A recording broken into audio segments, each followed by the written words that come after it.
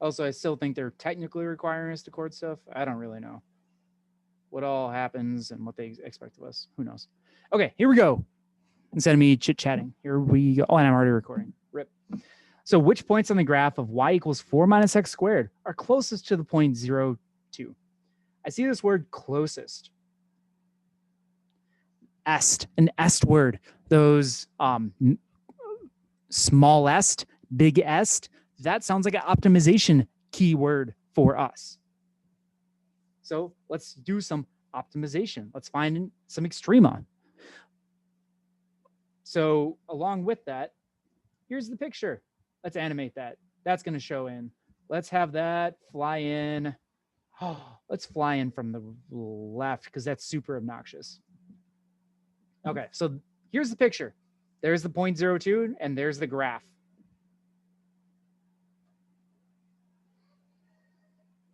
All right, there's a thing, there's a thing, there's another thing, bada bing. Okay. So I heard distance, or what is the closest? So I had to think about what function am I actually optimizing here?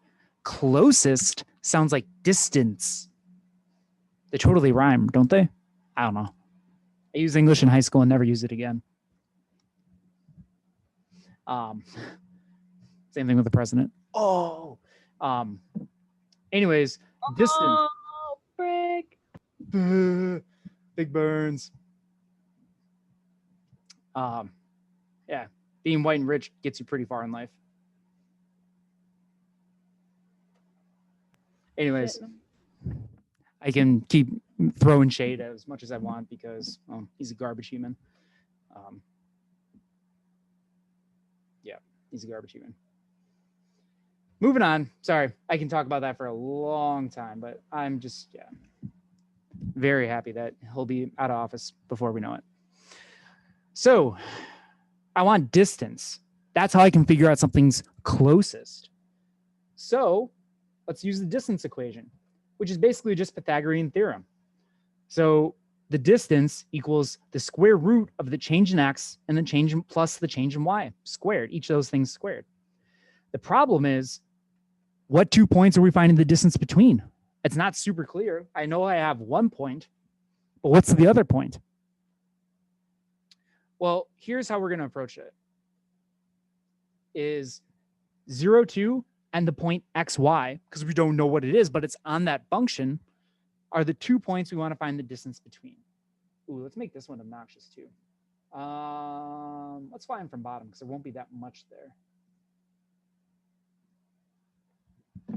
So we want to find the change in x and change in y of those 2 points. Boom, that one can just fade in.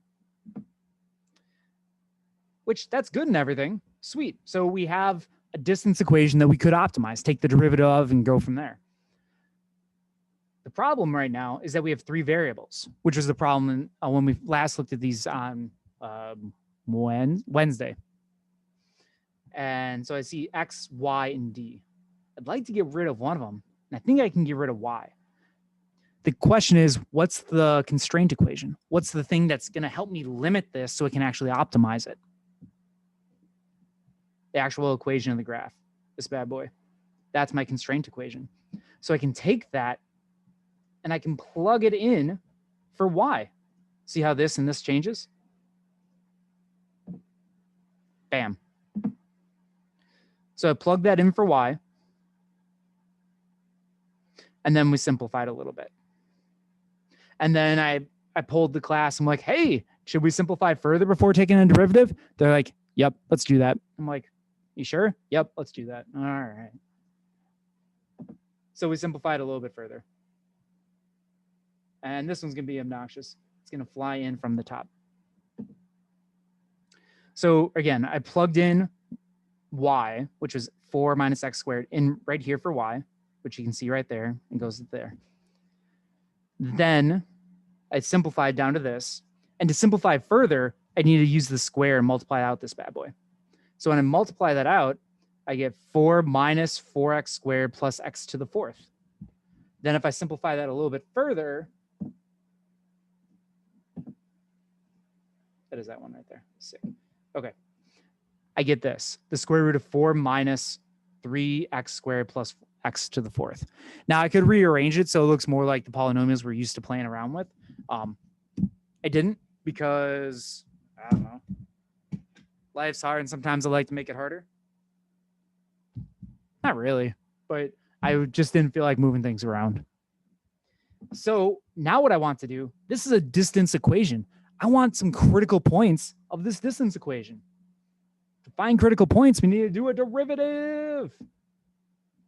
So it was really a poor choice to use d for distance because now I'm doing dd of dx or dd over dx equals stuff. So whatever, it's fine. It's all good. So here's the derivative. Add animation. Ooh, what's something super? Oh, let's have it zoom in. I don't remember what that does. We'll find out. Here's the derivative. So how I got this, by the way, remember, square root is just a fractional exponent to the 1/2 in particular. So since the fractional exponent, bring 1/2 down in front, subtract 1 from 1/2 to get negative 1/2. I still have all the inside stuff because, again, this is a composed function technically. So I do the derivative of that outer layer, leave the inner one alone. Then I look inside, peel that layer off, and do the derivative of the next layer. So the derivative of this inside piece of this composed function is negative 6x plus 4x cubed. And then I'm going to rewrite that a little bit to be this one. This one's going to zoom in as well. Let's turn that off so I can see. Zoom in. I can't see that like at all. You can't see it that little? All right, let's try to make that a little bit bigger. Not really. It's all good. Is that a little bit better? It'll be better when we present it. Because once we add all the animations in, and I've talked about it once, I'm going to talk about it again.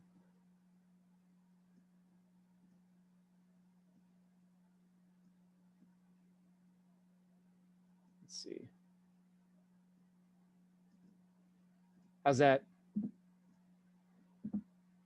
Is that more legible for the moment? Yeah. Okay.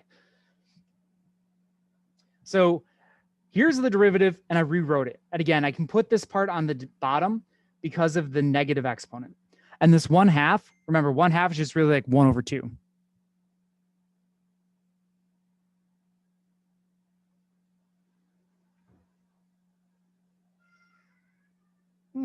Okay. Cousin's having an extended anxiety thing, so I'm not going to get a chance to talk to her later. Just too bad. I was hoping to Google Meet and my girls would sing and dance for her. And she has a doctorate in operatic performance. I was really hoping to talk to her today, but she's not doing well. That's unfortunate. Oh well, I'll get to talk to her later, hopefully. Anyways, that's how this one looks. And again, let's take the negative exponent and throw it down here. The reason I did that is when I'm finding critical points, generally I want to set the derivative equal to 0. And when I have a rational expression or irrational expression like this one, it's irrational because of the fractional exponent. Usually I just want to set the numerator equal to 0. Like I'll have to plug stuff back in later and see what happens, but I should plug stuff in or figure this out and see what happens from there. Now, generally, this bottom is pretty much always going to be positive. Oh, wait, it will always be positive because I'm square rooting. All right. So this stuff in here is always going to be positive if it has an output. So that's why I'm ignoring it. Last hour, we were trying to talk about why that was, and it wasn't coming to me at the moment. I'm like, there's a reason, but let's just not think about it. So really what I care about is when does this numerator equal 0? So that's when we get this piece. Fly in from bottom. So what I did is we have this. So we set it equal to 0. So I factored out a 2x. And by factoring out the 2x, I have something times something. So I can get two different equations that I can set equal to 0. 2x equals 0 and 2x squared minus 3 equals 0, which then I can solve each of those and I get x equals 0 and x equals square root plus or minus square root of 3/2. So then what we decided to do from there was make a number line. Let's see, what's the best way to do this? Grab any of those top boxes. Sweet. Oh no. Let's try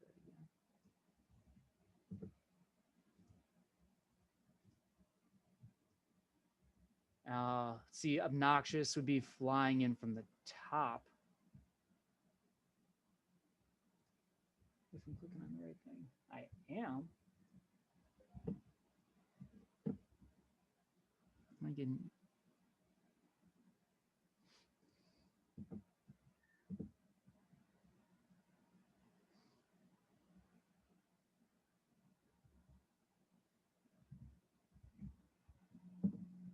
Oh, I just got like 3 big emails all at once. Man, some crazy crap happening in life.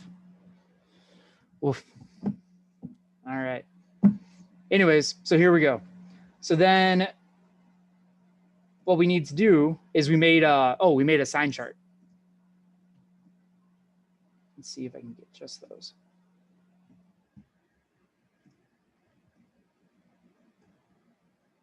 Oh, I can. You guys.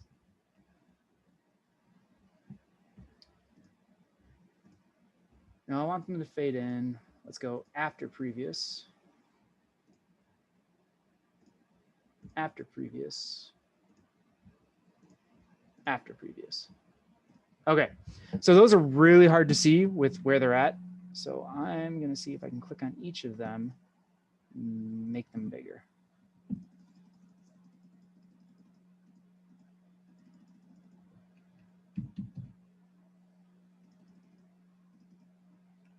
That looks kind of sufficiently big. Boom. So then this is a sign chart for the derivative. And then what we did is we went and plugged in numbers to get all that.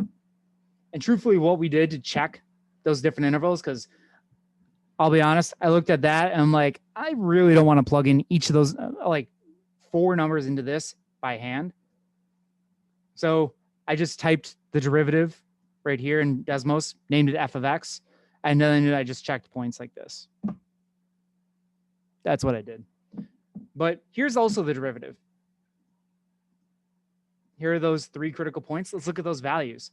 It's negative, then positive, then negative, then positive, which we can see here. So all 3 of these points are critical points, and they're all extrema. But what kind of extrema is also an important aspect. Well, let's see, negative to positive, negative slope to positive slope, that's a minimum. But then at 0, it's a positive slope to a negative slope. That's a maximum. And pit stain, nice. And then negative to positive for another minimum. What up? So even though we got 3 critical points, of these critical points, negative square root of 2 and positives, negative and positive square root of 3 over 2 are the shortest distance from 0 to this graph. Critical point wise, this is the farthest away. Now, if we had a closed interval, which I don't think we did in this case, if we had a closed interval, we could find out what's actually farthest by checking the endpoints. Because if it's open interval, there's not really a farthest point because it doesn't end anywhere. If it actually ends somewhere, then we could check those endpoints and see how that looks. All right. Let's see if the magic worked. Let's see how this one looks when we animate it. Which points of the graph y equals 4 minus x squared are closest to the point 0, 2? There's our pretty picture. So we know what this all looks like. All right. Well, from there, we should probably figure out how can we get closest, which is the distance. Distance formula. Woo! In order to get distance, we need 2 points. So the 2 points are 0, 2, and the point xy. Again, xy is a point on the graph, on the function that we're dealing with, on the graph of y equals 4 minus x squared. So we plug those 2 points into our distance equation. But again, we needed to use a constraint equation, which was y equals 4 minus x squared. We plug that in for y.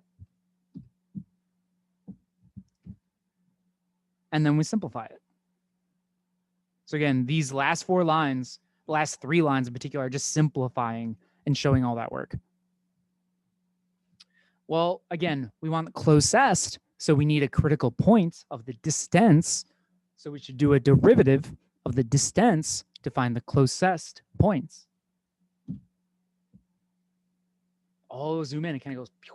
Oh, that's fun. I don't use that one that much. So if I do the derivative, I get that. Again, that's how I would go through calculating it. I would turn it into a fractional exponent and just go from there. But then to clean it up a little bit so that I can see what it looks like, it looks like that. Again, we mentioned we want the critical points when it's 0 or undefined. Well, the bottom's always positive, so we don't have to worry about that. So really, I'm just going to set the numerator equal to 0 and solve from there. Boom.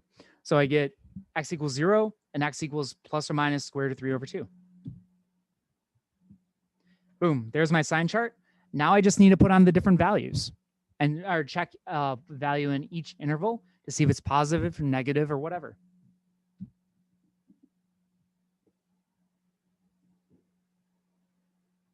And I guess we never really wrapped up the problem, which I realized, but I kind of ran out of room, so that's a rip.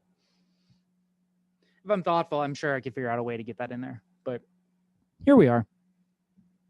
So when we checked that right here is a minimum, here's a maximum, here's a minimum. Because again, if I use my pointer, this goes negative to positive slope. This one goes positive to negative slope. And this one goes negative to positive slope. So minimum, minimum, maximum. So these are the 2 points that are closest to that. And really what I need to do, these are the x values. I need the point. So I need the coordinates of that point. So I need to go take both of these and go plug them into this original function, which when you plug them in, you get 3 halves. 4 minus 3 halves is 5 halves. Yes, 5 halves. So it's plus or minus square root of 3 over 2, comma 5 halves, or 2.5, whatever. Boom. There it is. That's how you finish wrapping up the problem. Because remember, you want to wrap it up with a pretty bow. Because it's good to solve and get the values, but you want to make sure you actually answer the question. That's super important. All right. That, I think, is all I have for you today, folks. So got some time to work, chit chat, whatever you want to do. But I'm done. Next time we meet, we'll probably talk about the quiz. We got, I think, 2 folks. I think one in this class and one in the other class that need to finish up the quiz. So they should get that done today. And then we can talk about it the next time we meet. We'll discuss what's going to happen from there. We'll probably have another quiz coming up pretty darn soon too. I'll let you know when I know, which probably will be next week, Monday-ish. That's kind of all I have for you. So unless you want to stick around and chit chat, have a great day, folks. Have a nice weekend. We'll talk to you later. Bye. Bye.